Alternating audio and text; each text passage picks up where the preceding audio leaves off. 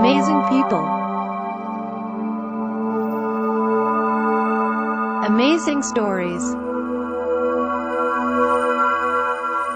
Amazing films. This is amazing TV. They're responsible for the fastest growing area of crime. They targeted half the British population last year. They really came after me. I lost in the region of about £80,000. We're in. But they are very hard to catch. There's no one at home, no one home. The scam artist knows that there's a sucker born every day. He's just got to find him. Meet the foreign scam artists who are hitting Britain. €50, £50. I don't have any cash on me. No money, mister. It's scam after scam after scam. From the street scammers of Eastern Europe to the West African scammers targeting us online. How do I get this money to you? Bank transfer. Brilliant. We follow the police as they tackle a crime wave. The scammers have got bottle, but I joined this job to catch the baddies. Do you have the checks? And for the first time, we meet the secret citizen army that's fighting back. She's got a fake check. They'll prey on anybody. You're a thief. But that's where we come in. No way! What are you coming here for? Well, you coming for the view, have you? The lad's in the cab. Lad's in the cab.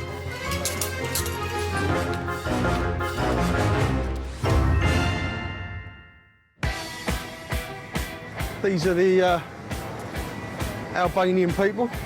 How you doing? In 10 minutes, I'm going to have loads of policemen here. So today, you're going to get a warning. Get you guys off the bridge. Yeah? Move them along. London, summer 2013. Amongst the tourists are the foreign gangs of scam artists. In just 12 months, they helped contribute to a 21% rise in the number of fraud offences reported in the UK. Yeah. Police, go away. Sergeant Birmingham is tasked with catching them. All these people have paid good money to be here, haven't they? And they want a sort of really good trip here and really peaceful. We're not a third world country, it's the greatest country in the world, isn't it? The capital has fallen victim to an influx of Eastern European scam artists, carrying out one of the oldest known frauds. Good money. It may date back thousands of years, but today it's plaguing the streets of London. Only the bull, show me the bull. Left, right, €50, £50. I don't have any cash on me. No money, mister. They make it look easy, but there's more going on than meets the eye. They are incredibly switched on. They work as a team. The man running the mat, he's the expert. He's the guy that makes the gang the money. Behind him, he's got minders and he's got someone which will hold his money. If it's looking quiet and they're trying to entice someone in there, one of that gang will then come around and he will pose as a person playing the game. He will then be allowed to win. So he's then standing there with this big wad of money. The tourist comes up and thinks, if he's winning, I'm going to win. This is what happens when a real punter joins the game. Keep your eye on the ball. Easy. It's the middle one, right?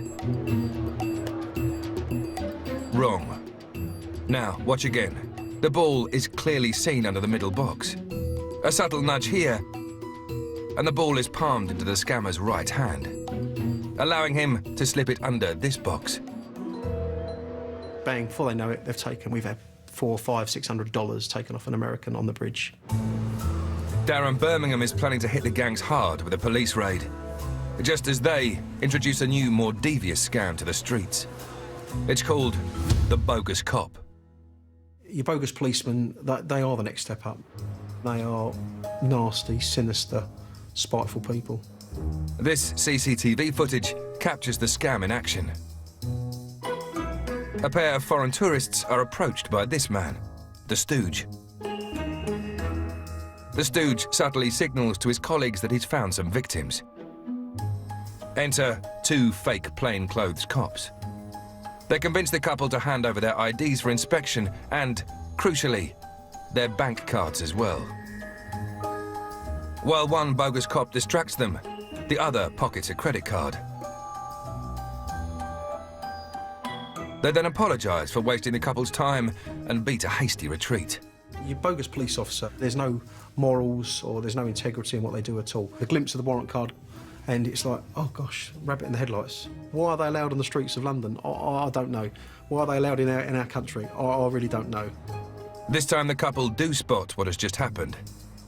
Thanks to the CCTV evidence, the three-man gang from Romania was arrested and each scammer received a 16-month prison sentence. As you're well aware, we currently have a large increase in activity involving Romanian Eastern European gangs in the Westminster Bridge, stretching right across London into the West End. For Darren, enough is enough. Today he's planning a major operation to try and clear the bridge of its scam artists once and for all. Our intention, we're going to deter, identify, prosecute and apprehend offenders. Let's show that the Metropolitan Police has some teeth. 2 o'clock, bang on the plot. Let's be right up for it, OK? But catching the scammers is easier said than done. They have travelled throughout Europe and they make their money by deception. They are good, unscrupulous criminals. The international scammer gangs move with the times. And they have a new weapon of choice, one that has defrauded over 250,000 Brits in the past 12 months. The email scam, basically, you're hitting a vast amount of numbers of people very quickly. You can then figure out your 5 to 10 victims. Email scams take many forms, from the extraordinary financial rewards offered in return for a small upfront fee, to the dating scams where an online Romeo targets your cash. Mary was one victim. All in all, over 10 months I lost in the region of about £80,000. Mary met Richie, who claimed to be a businessman in Ghana, and she fell in love. We felt happy, contented with each other's company online. We just sort of clicked and everything fell into place. Then he started asking for some money. The hooks that dragged me in were the fact, I just believed that it was all true. She paid £80,000 in 4 instalments, but Richie vanished almost as quickly as he appeared. When it was all over, I'd realised what had happened. I was just left feeling totally embarrassed. I just didn't want to tell anybody, I didn't want to speak to anybody. I just wanted to crawl into a hole and die. The British police are almost powerless to prevent the email scammers, as a large proportion of them emanate from Africa. For them, the risk is very minimal because in their eyes, they just think either it's one of those crimes that won't be looked into, or they can just simply shut up the laptop and walk away with whatever amounts of money they've made to date. But a determined group of citizens is fighting back. As soon as you confirm that you have the money, you just call me.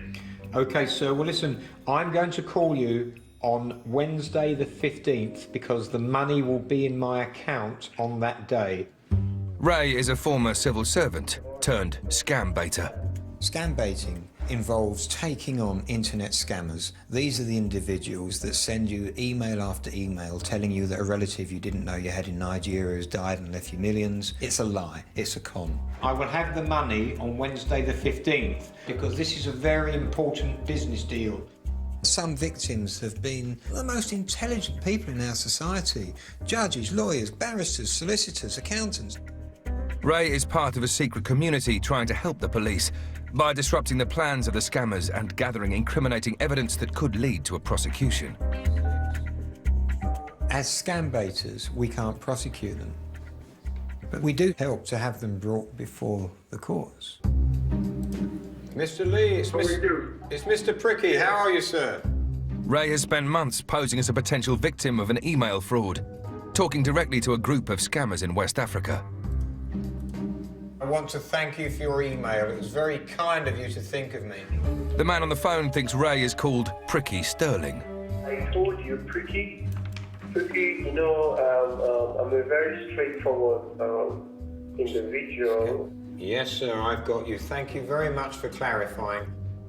Ray has been offered 10 kilos of gold, worth £5 million, for a remarkably modest upfront investment of £30,000. So we are set to move. We're only waiting for the time. I was bullied when I was a young boy, and I had years of looking over my shoulder. And internet scammers are bullies. They're aggressive, they're thieves, and they prey on innocent people. Ray's told them that he has the £30,000, but he's only going to hand it over if they come to Cornwall to meet him. This is absolutely stunning, look at that. Ray's plan is to disrupt the scammers' operations by wasting their time and money. They never want anyone to travel. It's hassle, it's logistics, and they know that if it doesn't work out, they've lost a lot of money and time. If the scammers take the bait, they'll have to spend valuable resources travelling thousands of miles to this abandoned chapel in Cornwall. What a lovely day for it. How's that? Coming up, the police hit the street scammers. Where are you from? Romania. Godfrey says he's outside the station. And in Cornwall, an online scam comes to a head. The lad's in the cab. Lad's in the cab.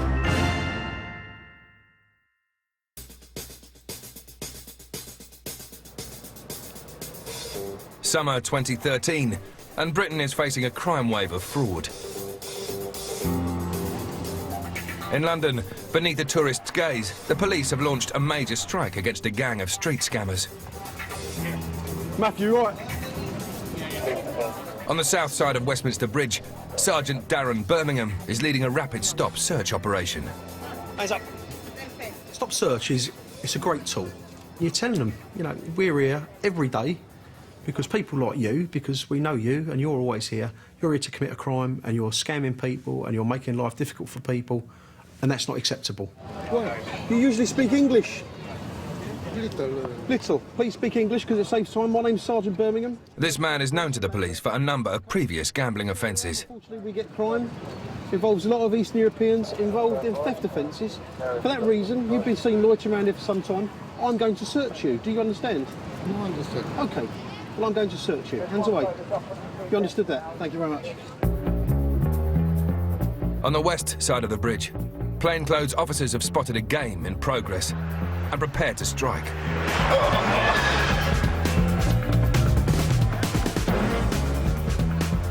I've seen these guys playing Chase the Lady on the bridge. I've seen the mat and the matchboxes and a sponge ball. This guy is in control of the game, as we call it. He's the main operator. And the gentleman with the cap we've stopped there is one of the goaders that sort of entice members of the public to play by handing over money and winning the game. And when the real tourists play, they always lose because they hide the ball. So finish your cigarette before you get in the van, yeah? No crime. But you don't smoke? No problem. No smoking. Thank you. It's no good for you. You'll never be able to run away from me. They're not only criminals in our system, they're also really well known in their own country.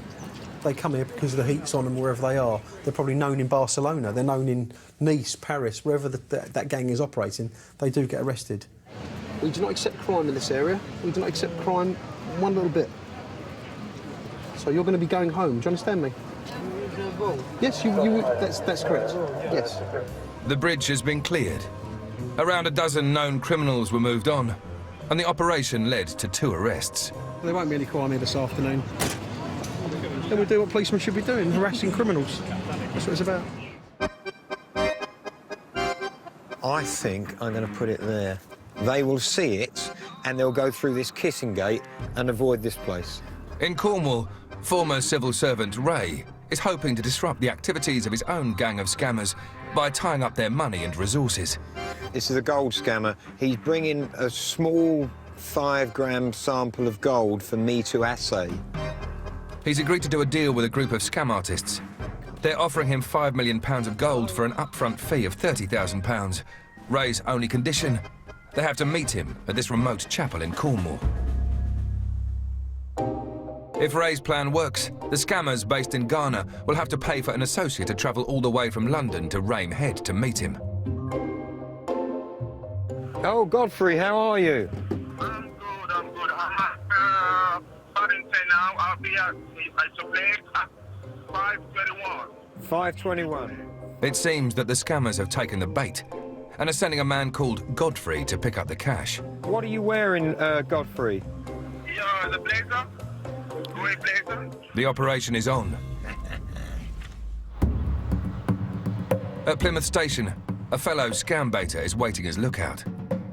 I'm not normally the excitable type, but I would say the tension's mounting with this, and I am looking forward to it. Chris, a former publican, helps the police identify scam artists by tracking down their personal details online. What motivates me is the fact that everyone uses the internet. My mum uses it, she's 65, and she uses it. All my family, friends, I don't want to see them get scammed. We're now past the time that the train is due in, so he's around somewhere. And here is Godfrey, the scam artist's representative. The lad has landed. The lad has landed. Yes, who's speaking, please? Hello, who is it? Hold on. The lad's in the cab. Lad's in the cab. Right in front of us is Rame Head. Out there on the headland, you can see a little dot. That is the chapel. That is where we are going. Rame Head's a bastard to get to. There's no other way to say it. It is a bastard to get to. Godfrey steps out at Rame Head car park. He's ready to offer $5 million in gold for an upfront cash payment of £30,000. When he gets out of the taxi, I'm immediately calculating how much he's spent so far, and I can add that to his rail fare. So I'm totting up the money. Ray is pretending to be a local rambler to encourage Godfrey to walk up to the chapel. Yeah, there's a sign on the gate there. That's the chapel. I'm going up there myself now. I'll take it. That's the chapel, yeah. Yeah, beautiful view. Fantastic. Godfrey's getting nervous. He's a long way from home and there's no sign of his contact, Pricky Sterling, or his money. Come on, come on, come on, come on. Godfrey notices our camera. When it follows him, he realizes he's being watched. Ray and Chris close in. Just coming up to the car park. And prepare to confront the man calling himself Godfrey face to face. You're a scammer. No. Yes, you are. You're a guy man. Godfrey, we know all about you. Guy man means scam artist in scammer slang. You're a guy man. I'm not a guy man. You're a guy man. You're an advanced speed fraud. I'm not a guy man. You are. You're a guy man. Very good. I'm not a guy man. Why did you come here today? I'm not a guy man. Why have you come here? Why have I come here? Yeah.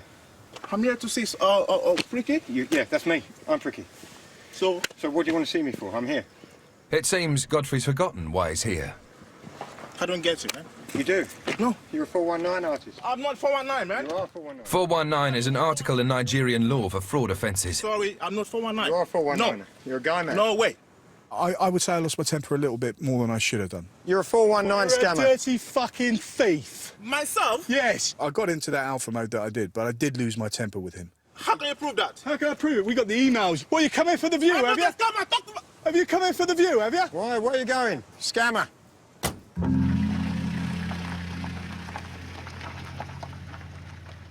It's all right, mate. You can let me go. Let me go. Godfrey never admitted he was a scam artist.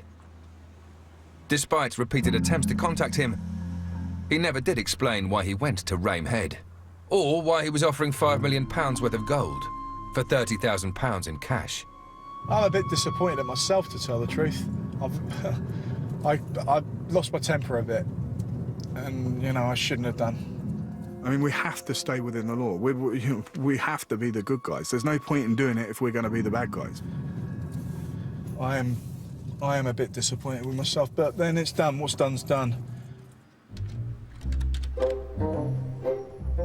From fake emails to bogus uniforms, the scam artist will use every possible tool to get at your cash. In North London, a police unit are trying to crack down on a fraud that involves a simple telephone call. So successful, it's one of Britain's fastest growing scams. Did you get some milk? This is what really goes on in the CID office. Have you got the milk? Let's have a cup of tea. Don't say that's all I want. There's a saying in the police, if offered a cup of tea or a chance to have a pee, always take it, because you never know when you're going to have another one. DS Shaw and a colleague are on the hunt for gangs operating a new type of phone scam that has cost Britons £2.5 million in just 2 years. Yeah, this is the one where he's got fingerprints on 2 victims, a piece of paper found from 2 victims, one in... It's called courier fraud, and the conmen who use it caught out more than 3,000 victims since 2011. It's true to say that many conmen are quite charismatic, and that's the tool that they use. However, with courier fraud, I think it's quite a bit different. The victims that they're targeting, they're deliberately doing it, are vulnerable. in his 90s.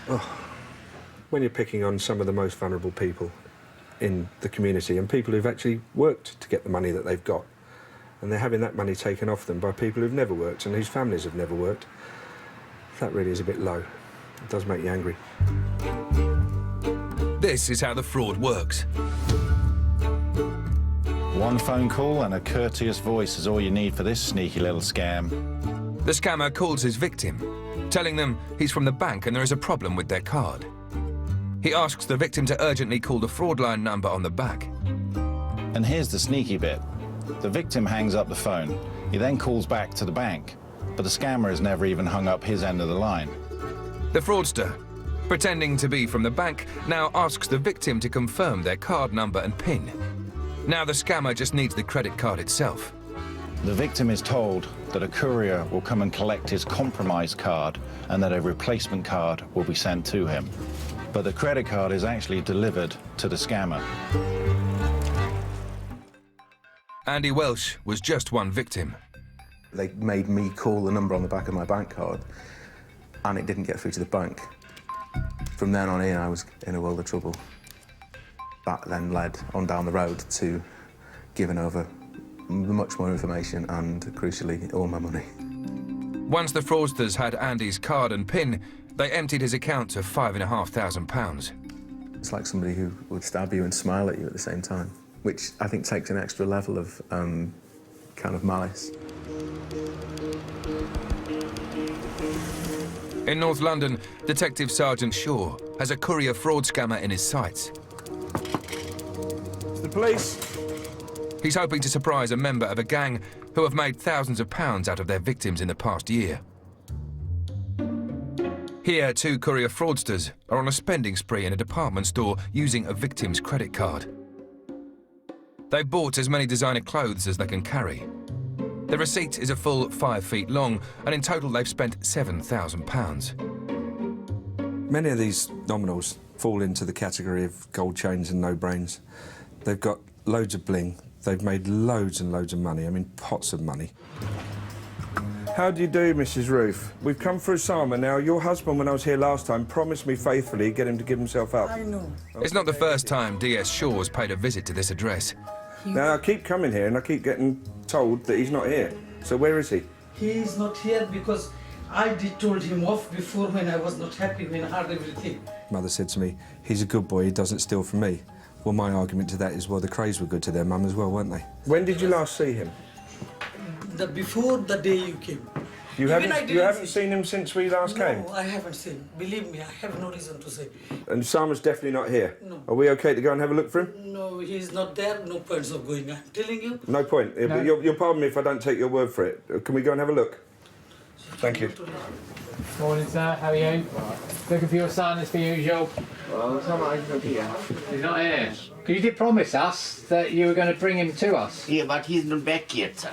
So we're just going to check the wardrobes, yeah? Yeah. Definitely not in here. No. You're going to jump out at me and say boo.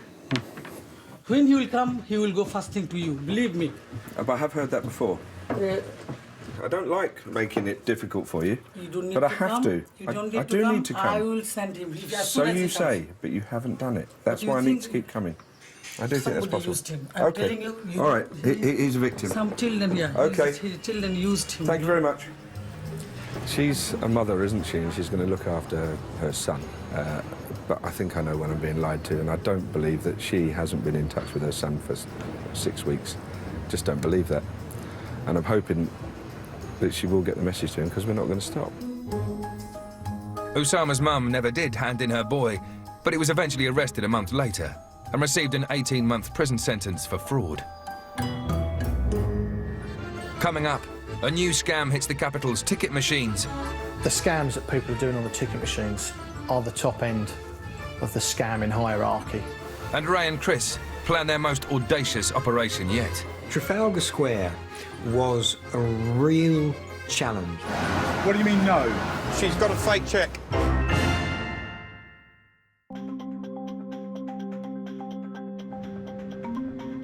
Across Britain, an estimated £3.5 billion is lost to fraud every year. And the scams come in all shapes and sizes. I'll let you know how we get on. All right. In North London, the police are dealing with an outbreak of courier fraud. We're going up to West End Lane area where we think, or we're hoping, a man by the name of maybe, to arrest him for a courier fraud. D.S. Shaw is on his way to the address of a man who has £7,500 in his bank account, linked to the victim of a courier fraud. Some of these people are incredibly arrogant. They'll sometimes phone up after having taken the money, crow about it, boast about it, ridicule the victim, or abuse them verbally. This time, someone's in. You're going to be getting arrested today on conspiracy to commit fraud. Do you understand what the officer said to you? You don't understand? Is that because you don't understand English or you don't know what you're saying? English. You don't speak English? No. Is that right? You were dealt with before by my colleague. I thought he said you spoke English then. No. Well, you understood what I just said? No English, sir. Is that your wife? Yeah. Yeah. Does she speak English? Yeah. Well, you understood all that? No, it's little bit, sir. No, Oh, yeah. Okay. It's getting better all the time. A rapid search of the flat produces some bank statements. It's a lot of money going into your bank account. 7,982. Where's that money coming from? It's benefit money. Benefit money? What? £8,000 benefit money? In fact, the man received the money from a relative, who was later convicted of courier fraud. The man always maintained that funds were paid into his account without his knowledge. The police recovered the remaining money, and he was not tried for any offence. You need to move on to the next one. There's still 5 a day. There's still people doing it.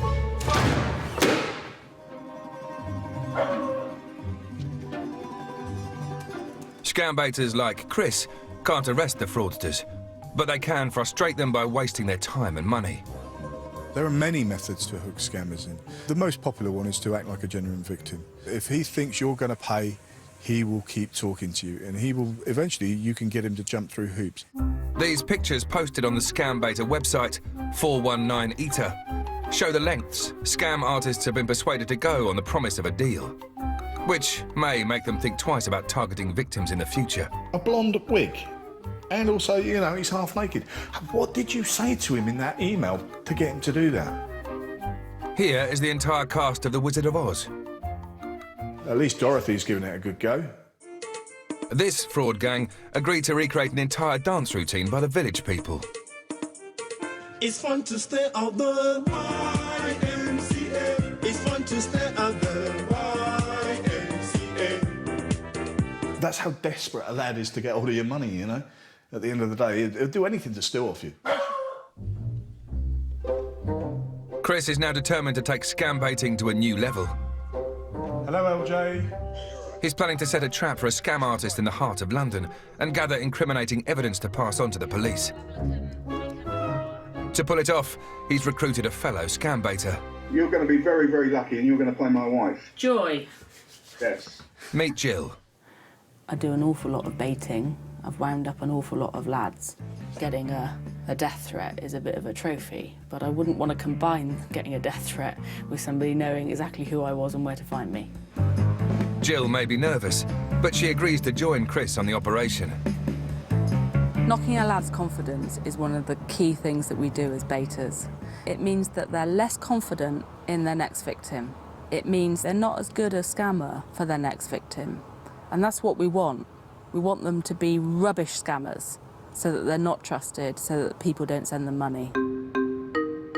For the UK, London is the front line of the unseen war between the scammers and those trying to stop them. At an East London tube station, Mark Pink and Graham Hempstead of the British Transport Police are on lookout. Oh, well, got me out of bed. Waiting for someone, there's nothing, you can't beat it. There's a buzz inside of you that think as soon as he turns up, he's ours. Get up at 4:15. I was up at 4:15 this morning. They're searching for a Romanian fraudster who's using a new type of scan at the capital's ticket machines. The scams that people are doing on the ticket machines are the top end of the scamming hierarchy. It's a device that copies bank cards when they're used to buy tickets. This scammer has affected hundreds and hundreds of people. He has taken their credit card details without their knowledge and obviously without their permission. This is the man they're after. caught on CCTV at another station, wearing a hoodie to obscure his face. This guy was pretty switched on. At times he'd come into the station always with his hood up, even in the height of summer. He has a card reader device already in his hand. After checking he's not being watched, he slips it directly over the original. He then takes a small camera device and fixes it above the keyboard, ready to record PIN numbers. The machine is now live to gather card details. 13 hours later and the scam artist is back, now in a different outfit. The reader has now amassed dozens of card details, and he removes it with a simple tug. To avoid suspicion, he leaves it to this man, an accomplice, to remove the camera device using a specially adapted screwdriver. And this is how easily it's done. First the camera, then the skimmer, all in just 30 seconds. It can stay on for up to 12 hours sometimes. So 12 hours of data at a busy station, you can imagine the amount of people that are going to use that ticket machine. Mark and Graham have had a tip-off that the scammer's girlfriend has been using this station. They hope she will lead them to him. We went and had a look at the CCTV. Are you? But there's a hitch. There we go, look, that's exactly her. She's already passed through the barriers without being spotted. We know it's her. Oh, what these things happen? Breakfast and office. Office then breakfast. Yeah, she came in at 7:40, and we don't know where she's tapped out yet. For this elusive scammer, the hunt continues. You want to just stamp your feet and throw your toys out the pram and kick the cat, but we know there'll be another day. Every dog has his day, and we were going to arrest this person sooner or later. It's 9 a.m. in Trafalgar Square, and the climax of months of careful scam baiting. Posing as gullible victims are Ray, Jill, and Chris. A group of scammers have offered them £500,000 reward for a small upfront investment. Chris has asked them to bring signed cheques for the full amount. Trafalgar Square was a real challenge, something I don't think has ever been done in the world of scam baiting. The baiters are hoping to catch the scammers with incriminating evidence in the form of fake cheques for the huge sum of money they're promising. But it's not going to plan. Well, are you going to be here at 1:15 with the cheques or not? The scammers aren't yet taking the bait. So, can you make it for 2:30? What do you mean, no? Nobody's showed yet. There have been lots of cry-offs, lots of excuses and some delays. But they are notoriously unreliable. The baiters have been waiting for 6 hours. Finally, an associate of the scammers is on the line and says she's nearby. We're meeting in Trafalgar Square so we can pay you some money and you'll give us 2 cheques in return. Yeah, the problem is traffic. We've just spoken with one, and it's a woman, which is unusual. This is the woman Chris spoke to on the phone, who confirmed she had 2 cheques for him. She seems wary, and the scam baiters can't be sure she has the incriminating cheques. Coming up... You Mrs. Milton? I'm Lynette. Lovely... The bait is taken. I got the signal. And across London... I didn't even see the pinhole camera. Mark Pink finally tracks down his man. You get an adrenaline rush. You start rounding the troops up. If he walked past, we just nab him.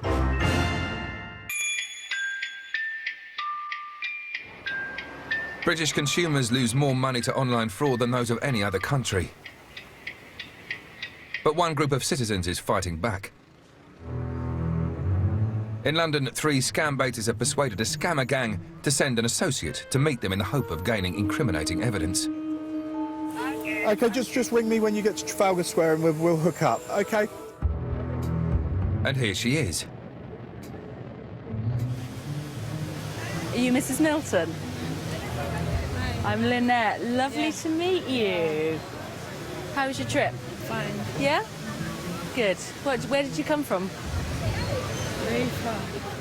Ah, right, okay. Mrs. Milton is here on behalf of a Nigerian barrister who's offered Chris, online and on the phone, £500,000 in return for an initial cash payment of just £13,000. Thank you for coming. Excellent.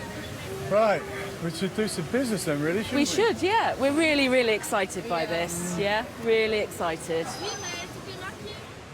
I was waiting for a pre-arranged signal.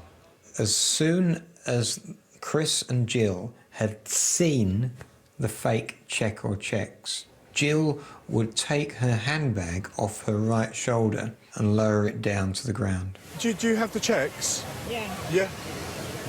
OK, excellent. I've got the signal. Ray wants her arrested.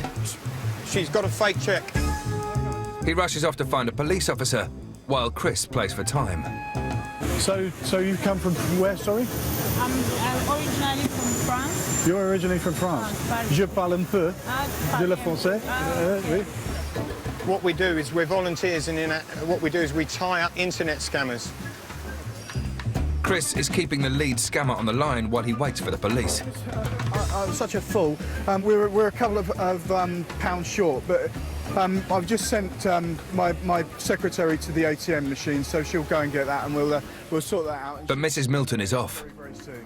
She saw me and two policemen coming across the square, and she went into the adjacent public toilets.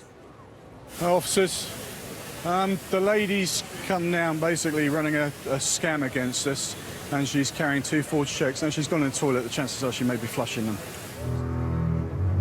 A few minutes later, and it's a very different Mrs. Milton who emerges without wig or leather coat. She slips by unnoticed. Almost.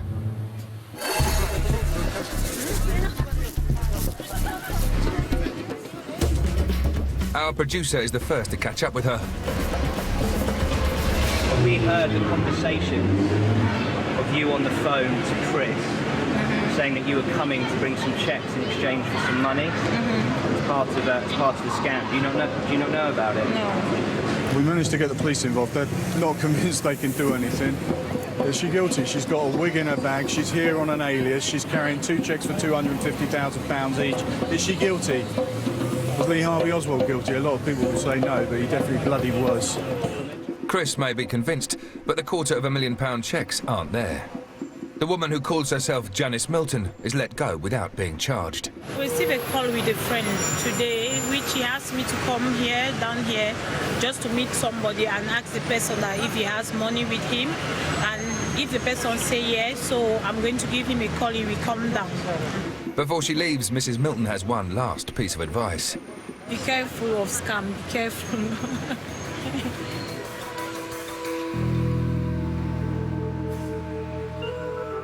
At Epping Station, the Romanian ticket machine scammer is plying his trade once more. You can see where the skimmer bit is. And the camera's here, so it usually drop to there, it's dropping to here. And you can even see the pinhole camera, but that won't pick it up. We were learning that he might have gone back to Romania, and then suddenly he appears again. So we think, right, the hunt's back on. They always do them on these smaller machines because there's no angle to put a camera device here. We know that device is on. He is going to come back for it. This could be the moment to nab his man, and Mark Pink calls for backup. You get an adrenaline rush. You start rounding the troops up. Right, let's get out to Epping. 2 outside the station. If he walks past and he clocks us, we'll just nab him. We are now playing the waiting game. If he was caught, he would run. Simple as. 20 yards is mine. 21 yards is someone else's.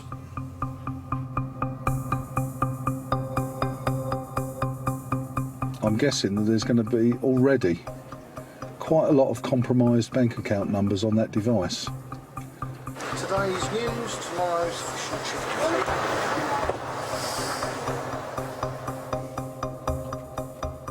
After a 3-hour wait, the suspect finally appears. That moment when he arrived and walked past me, and then he turned and looked at the front of the bus stop, and I thought, that's him.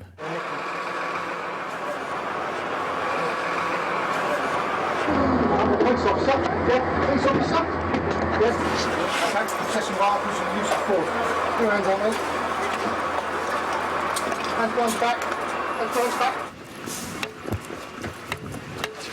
Right, you don't have to say anything, but it may harm your defence if you do not mention something which later on in court, anything you do say may be given evidence. Do you understand me? Do you understand me? Good man. If you just pull that green bit off, give it a yank.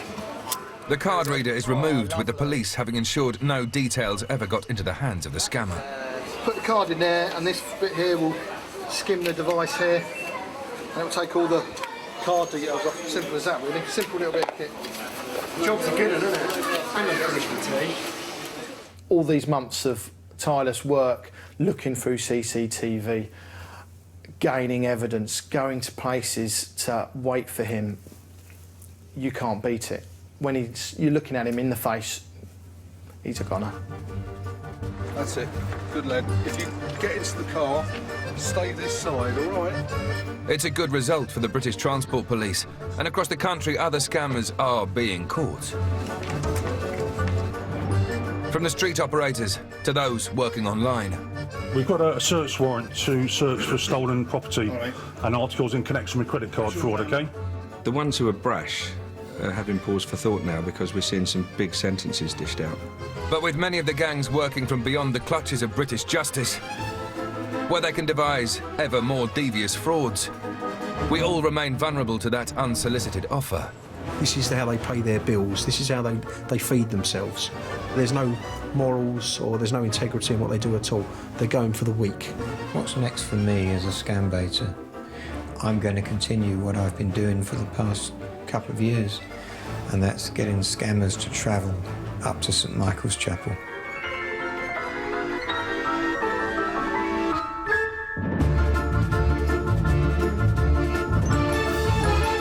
Watch open-mouthed anytime you like. David Blaine, Real or Magic, is available on catch-up now at 4OD. Well, the sole survivor of the original Sigourney Weaver is Ripley, facing a whole new nightmare in James Cameron's high-octane sequel, Aliens. Next.